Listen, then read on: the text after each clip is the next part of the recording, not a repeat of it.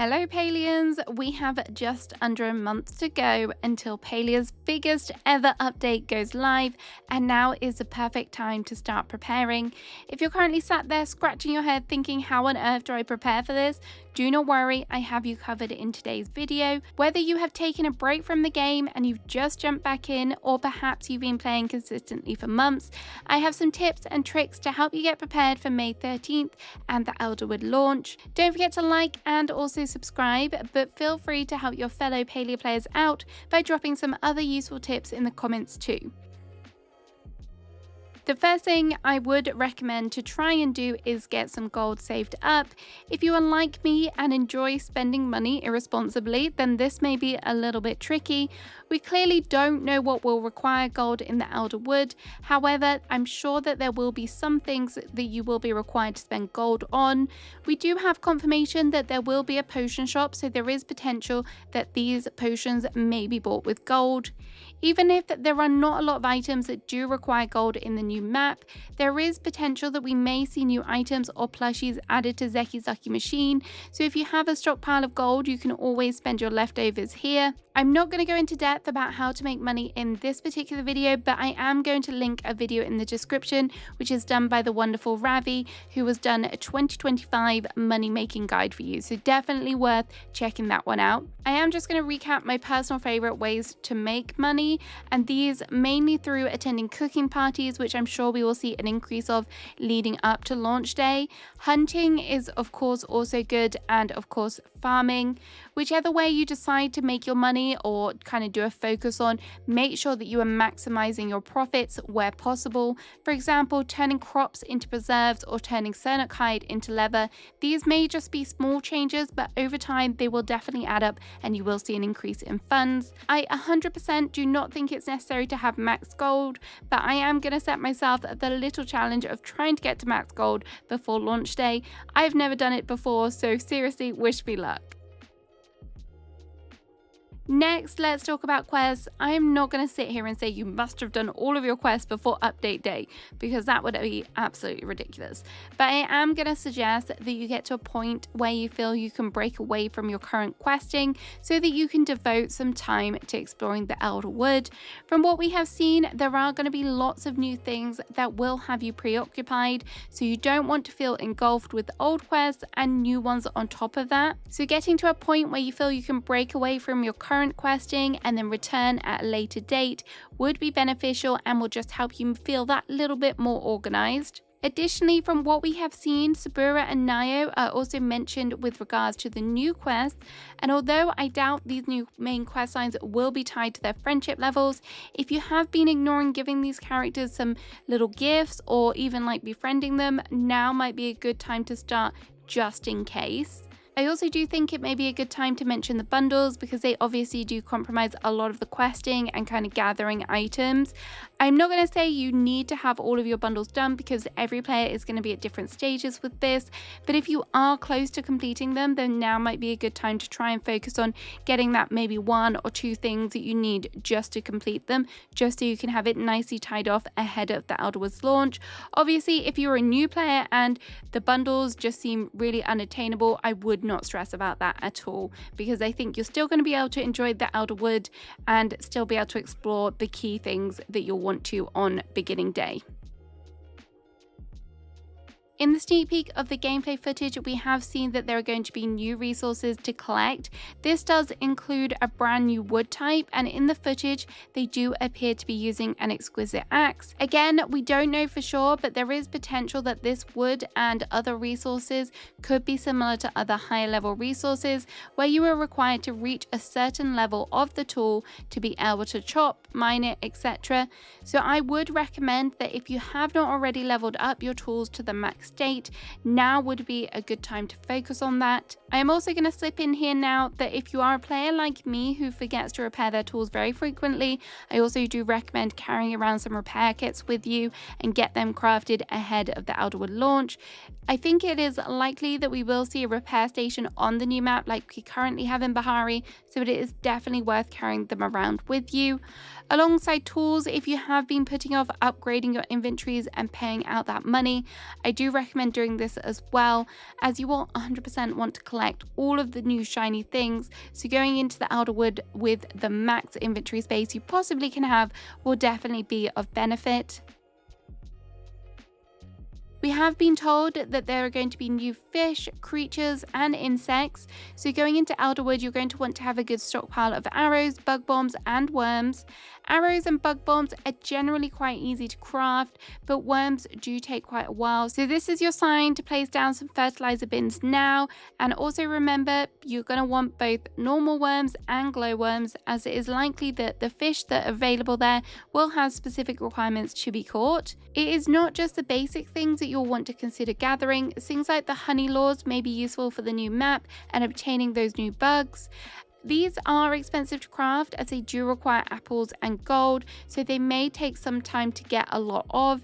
If you are an early game player, I would 100% not worry about this, but if you are later into the game and you're thinking, what can I do next, and you have a lot of resources, this may be a good thing to focus your time into. There is also a good chance that there'll be new rare forageable items on the new map, so having some dowsing rods may also be useful. These can take a while to gather because you do need a little bit of coral for these. The devs have also hinted that one of the new fish will be particularly hard to catch, and if that is the case, you may want to have items that will help with fishing, such as the fisherman's brew and the rod boosters, which are actually quite cheap to buy from Aina, and they cost just 5 medals each, so definitely worth stocking up on some of them. Maybe don't do that until a little bit closer to the time, because obviously we need to think about our storage too. Although they might not be as important, also perhaps consider gathering some hunting horns and ore compasses just as kind of like a backup. We have seen a lot of chatter about a new NPC, and there are some quite strong hints at that. A new NPC also means that we will likely see new friendship quests and also the requirement for new weekly wants. We have zero idea about what these requirements for these gifts will be. However, the best advice I can give is kind of keeping 1, maybe 2 of each item in your storage so you can grab them when you need them. I feel like creature drops such as chapper tails and antlers are definitely one to keep a few of, and as tempting as these are to sell, they seem to be quite popular for gifting. Also rarer things such as pearls, so you aren't rushing around to find them at the last minute. I am also holding on to 1 of each normal and quality star gem just in case one day they finally add these into the gifting rotation. Although I have pretty much told you to hoard some items, now may also be a good time to have a spring clear out of your storage to make way for the new resources that will be coming with the Elderwood. I really have my fingers and my toes crossed that we will be getting a storage increase, and I know that is something that a lot of players have been absolutely desperate for, but we don't have a guarantee that that is going to happen. So I am going to try and aim to have space for at least 500 to 1,000 items in my storage. I do have a whole dedicated video on managing your storage in the game, but some of the top tips are to use your crafting machine slots as extra storage. Be sure to craft furniture that you are going to want to use at a later date, as this does not count towards your storage limit, and just generally be strict with yourself. If you aren't using a particular resource that you've hoarded hundreds of, then perhaps it is time to sell some of it. I know the storage system is quite restrictive and it can be hard, but it is definitely possible to get it down and under the limit if you are strict with yourself. I will admit I am a total sucker when it comes to focused food, but an easy way to prepare for the update is to get some dishes cooked up in advance. Whether you bake some delicious cakes or you simply pickle some potatoes, having some focused food ready to go for update day will definitely be handy. When we reach the Elderwood, there will be lots of activities, and having fully eaten will allow you to level up your skills a lot quicker. If you have a full belly, you will also be able to spend more time exploring the Elderwood without having to run home or worry about cooking up some more food. You may currently be stressing out about storage, and if that is the case, do not forget you can place down your starred food dishes on your plot instead of having to place them in your chest, so you can go home before you head out on a trip, just grab up a lot, pick it all up from your plot if you need to. If you need some inspiration for what others use as focus food, I did ask my community members and the answers were a little bit varied, but some included unstarred cake from cake parties, purchasing the bouillabaisse from Ref's register, and also chapa masala. I'm personally lazy and I just enjoy eating pickle food, which you can leave in the preserving jars ready for update day if you're also worried about storage space. The next few things I want to talk about will be for the avid decorators out there. There is going to be a lot of new furniture coming with the latest update. I personally have made the decision that I want to start a brand new plot with all of the new furniture that will be coming with the Elderwood. So to prepare for this, I have destroyed one of my plots to make way for this, as I currently have bought all of the available plots in the game. So if you want to do the same, now may be a good time to either buy a new plot or also adapt one you currently have, destroy it like I did so you have a blank canvas. Alternatively, if you know that you're not going to want to destroy a whole plot, you could kind of create a little section on one of your current plots so that you have some space for the new furniture on the existing one. For my new plot, I have already mapped out and decided which buildings I'm going to want to have. So I have gone ahead, bought them, crafted them, so it is one little less thing to worry about further down the line. I do strongly believe that the new furniture will require a lot of the new resources from the Elderwood. However, there are some items that I think will most likely carry over into the newer recipes as well. So things that I will be crafting ahead of the go live date include glass and light bulbs, as I do not think that there will be kind of any comparable alternative that will be found on the new map. I also think things such as fabric like silk and cotton will also be a good one to have in your storage, and I have started growing some more cotton, so I'm not wasting all of my money buying it from Tish. It may also be a good idea to have some of the rarer crafting resources that we have seen used in furniture recipes before, such as the dragon's beard peat.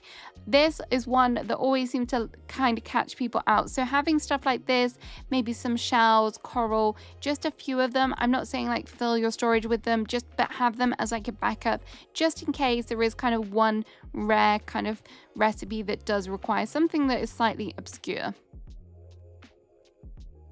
And finally, you may want to have some flowers and trees grown. I already have envisaged what flowers I want to use on my new plot, so I am preparing by growing lots of purple and witchy flowers so that I'm ready to decorate when the time comes. A witchy plot also wouldn't be complete without trees, so I'm kind of thinking ahead, preparing to grow some trees for that too. Even if you aren't planning on decorating, it may also be a good time to grow some flow tree seeds, just in case they are needed for new items. Even if they aren't, Flowwood can actually sell for some good money if you just sell the planks as well. So there you go. Okay, so there are 10 things you can do to start preparing for the Elderwood update. I hope you found this useful, and if there is anything else you are currently doing to prepare, please let me know in the comments. Have a great rest of your day, and I really hope we are all very excited for May the 13th. I'll see you again soon. Bye bye.